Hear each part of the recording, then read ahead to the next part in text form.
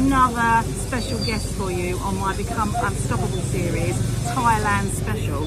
Now, I do apologise for all the noise going on, but we are out at a club. At a bar and a club. At a bar and a club. Working. Business yes. trip. Yeah. Business trip that we're writing off in terms of taxes, yeah. And obviously there's lots of stuff going on, but it doesn't matter, right? So I've got a lovely guest for you today who's one of my mentors.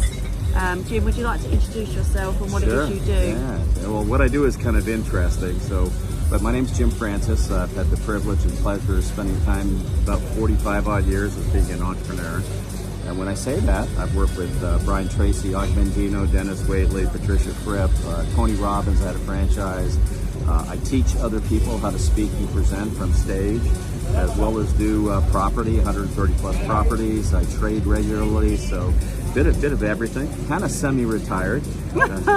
That said, I'm still out and about, 67, giving back and changing other people's lives, just like I was decades ago. So not a lot, right? Just a little bit. Just a little bit, yeah. Do have a little bit of expertise in different areas. So I know Jim through, as I say, he's one of my business coaches now, and we all love Jim. He's probably our favourite. Yeah, thank you for that. Don't tell anybody. Don't tell anyone. Yeah, especially the people here. Yeah, exactly. But one of the big things I like to do on this Unstoppable interview really is really understand, or get people to understand really how the mind is so powerful, right? Yes. And how if we don't look after ourselves, we're going to be in trouble. And I try to get my clients back to basics really, to get them to really start learning to breathe and just to look after themselves, and to really understand that if you want to overcome your stress and lack of confidence and things like that, you really have to look after yourself and invest in yourself. Agreed, no question. So what would be some of the big things that have happened to you in your life? Because obviously you're not always been doing this, you've reeled off like loads of stuff, but how did you end up doing this? I spent 8.5 years in a Fortune 500 company, so I do know the being stressful, working 50 hours a week, not having time for family, not enjoying life, not having fun, not traveling the world, not doing all those things. And fortunately, one of my mentors in business, a guy named Cliff, suggested that I had to get over a couple of my fears. One fear in particular, which was public speaking. Right. If you had to see me, 40 odd years ago, my hands would sweat, my mouth would cotton ball. I literally could not say my name in front of more than 3 people. What that led to was I got over the fear of public speaking by a guy named Tony Robbins. Yeah, some of you might have heard of him. Yeah, some of him. Big, tall guy, 6 foot 5. Does a lot of this, right? One moment, callers. Sorry about that. That was personal power, definitely, right? But Robbins got me over my fear of public speaking, and when that happened, I immediately said, what else can I get over? Now, he teaches a series of techniques. So the techniques, more than anything else, affected me. I often say nowadays that you have confidence or you have competence, and competence is the skill set. And there is a skill set to mindset. There's a skill set to motivation. There's a skill set to being unstoppable. Exactly. Right? You have to believe in yourself and believe in your own personal power. I haven't asked you the question, have I? Oh, yeah. I forgot. This is your series. I know. Because I'm so like, oh my God, I've got Jim Francis on here. I forgot to ask you my favourite question. What is it? What does being unstoppable mean to you? Doing what you want with whom you want as much as you want. But more importantly for me, it means empowering yourself to be motivated to live the dreams and goals that you want and not let anything in life stop you. Yeah. And so many people get stopped by silly little stuff. One of my favorite guys is a guy named Muhammad Ali, and some of you might know who he is. And he said for himself since he was 17 years old, I am the greatest. Right? What a great thing to say to yourself on a regular basis. But he said something later in life that I really believe is true. It stops people from their dreams and goals. And that is, he said, everybody wants to climb the mountain of success. Everybody wants the wealth, the health, the happiness, the business, whatever that might be. And it's not the mountain that usually stops people, it's the pebble in their shoe. Yeah. And the pebble in the shoe is that thought that, geez, am I really good enough? Geez, can I really do that? It's that self-doubt that steals people's dreams. And what you have to learn is to crush the pebble, take the pebble and throw it away. Yeah, and that's the biggest thing with my clients really. It'll be the stress and the overwhelm. It will be lack of confidence, anxiety. Or no time. I don't have time. Yeah. And what I find frustrating, I think, for everybody, for most people, it's they'll spend time doing everything else, but actually spending time on themselves or actually investing in themselves will be the last thing that they will do. But you hear that every successful person, including myself, when I look back, I think that the personal development, the ability to change my mindset from negative to positive, and I was like everybody else. I would say, geez, why me? I can't do this. I'm not capable. I'm not a good salesperson. I'm not this. I'm not a good speaker. But if you start to work on your personal beliefs, your personal mindset, and you start getting what I call eagle talk versus duck talk, right? Then you stop quacking and you start, spreading your wings like an eagle. You'll get there. Yeah. And I think once I started on my serious journey in the last couple of years, what I found was my limiting belief was I didn't think I was good enough, and I should stay average.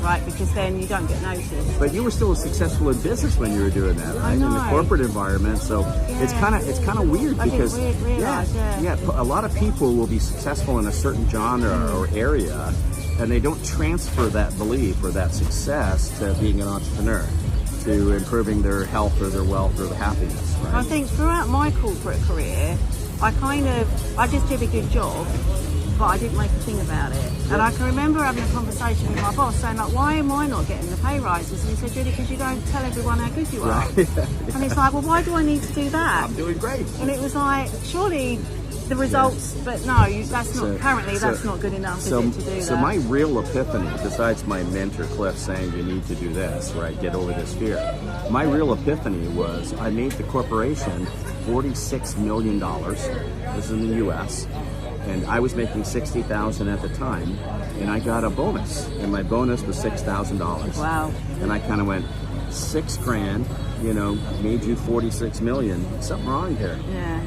And then I started thinking that maybe my self-worth is worth more. And then just coincidentally at the same time, Tony Robbins said, if you're worth 250, if you're worth 60, you're worth 250, and I believed him. And it's belief that changes people's lives, right? So. And I think once I uncovered my limiting beliefs and changed them, that's when my life started changing, because then doors started opening, and I say yes to stuff and worry about the consequences of that after. Oh yeah. Like, well, my belief on doors, right? Go on. Yeah. So in an average person's life, there are 7 amazing opportunities from age 25 through 65 before you retire, right? One of mine that I didn't step up was crypto. Could have bought it at $100, and now it's worth, I don't know, $65,000, right? But there's always an opportunity, and what people do is they say no to the opportunity, then they get used to saying no, and they say no the second time, the third time, the fourth time, and what they don't realize is if you open that door, there are 7 more doors, right? And then when you open that next door, there's 7 more doors. So as you say yes, and you start walking down that path, you don't realize how many other doors are open and take you in a different direction and a completely different life. It's interesting because, like, in 2020 in lockdown, when I got made redundant, at that point I had no idea I even wanted to be a business owner, or it wasn't something skill or ability. I had no idea. It wasn't like I all kind of went, oh, this is my dream, this is my ambition. I just knew that I wanted out. Yeah. When I look back on it now, I did manifest it, but I didn't actively manifest it, which is why you have to be careful what you wish for, because the universe is always listening, right? Yes. But once I was out, then Adam dropped into my life. Yeah. God knows how. Well, I know now how. Well, isn't that the statement about when the student is ready, the teacher or the master will appear? Yeah. And you've got to ask for that. Once you ask for it, the universe delivers. But I think the point is, though, right? Some people set their stall out, don't they? And they go, right, this is what I'm going to do. By the time I'm this age, I'm going to have that. And that's great. But I never did any of that. Yet, fast forward 2.5 years, I'm a second-year business retreat in Thailand, right? Running my own business, transforming lives. Transforming lives, doing these. What you want to do, right? I went from LinkedIn to get a job and Facebook to throw a few pictures on, to like 4 social medias, you know, YouTube channels. Like, but that's all about taking that first step. Yeah. And for the average person, there's fear to take that first step. And what they don't realize is that once you take the first step, you're on the path and you're more likely to finish the journey. So it's always about taking that first step, and even if you're afraid, take the step anyway. And they should be taking steps with you. Yes. Yes, exactly. And I think the key to all of this, though, is investing in yourself, isn't it? So you would never be where you are now, would you, if you'd never got coaches and mentors? You know, the first coaches and mentors, I kind of went, that's ridiculous to pay that kind of price for a coach or a mentor. And nowadays, I just go, what's the result I'm going to get with that coach and mentor? Because the amount is insignificant compared to what it was. One of my major investments was with Tony Robbins. I did his 3-day workshop very inexpensively, $500, you know, back 40 years ago, which is about 2,000 pounds nowadays, right? But the big one for me was I spent 20 grand with Robbins to buy a franchise. You know, I didn't know anything about what he was speaking or presenting, but I bought the franchise anyway. That was very scary, very tough. Didn't know if it would work or not, but I wasn't focusing on the cost. I was focusing on the result, right? And the next year I made $245,000, and then it went up from there. And you are actually a huge success, aren't you? And done pretty well. Done pretty well, and done multiple things. And that's the thing nowadays, people have more than one career, right? Oh, yeah. So it doesn't matter. I mean, I didn't embark on this career till I was in my 50s, right? So the point as well is, don't get caught up in your age. Don't worry about, oh, it's too late for me, because that's just rubbish, never late. Isn't it? Yeah, it's never late. I've seen somebody that's literally 72 years old get their black belt in karate. Yeah. You know, I've seen people that have started businesses at 86 and within a year done $500,000 dollars. You know, it's never too late to start. No. It's always about, and if you have that, that's another belief system. Yeah, exactly. You know, a lot of kids will say I'm too young. Yet I've seen a 19-year-old buy property, you know, and I've also seen an 86-year-old grandmother trade the stock market for the first time. Yeah. Never too early or too late. It's all about, if I have a fear, stepping past the fear. Yeah. And that is the thing, isn't it? Fear holds so many people back. Yeah. And they'll come up with loads of different excuses, but actually, that's the reason it's the real. Yeah. I mean, when people think about buying something, so let's say education or training or something like that, they're always thinking about, I could lose money by doing that. Yeah. And what they should be thinking about is, where could that take you in a year, 2 years, 3 years? It certainly took me to the top.